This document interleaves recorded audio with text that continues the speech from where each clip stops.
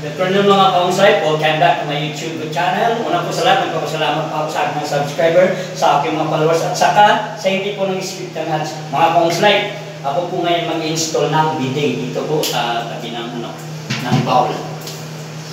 Una po, lagyan po natin ng teflon. Yan. Tapos,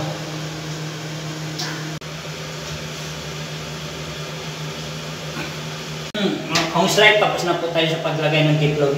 Susunod po natin lalagay ang pan dito. Yung unahin na po natin sa ilalim. Lagyan po natin ng gasket. Yan. Bago po natin ipasok ulit dito. Tapos na po tayo sa pag-igpit sa ilalim. Ngayon po sa taas naman tayo. Lagyan naman po natin ulit siya ng gasket na itim.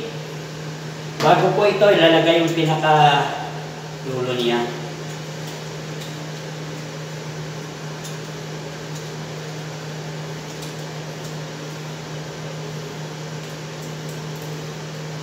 Yan mga kong.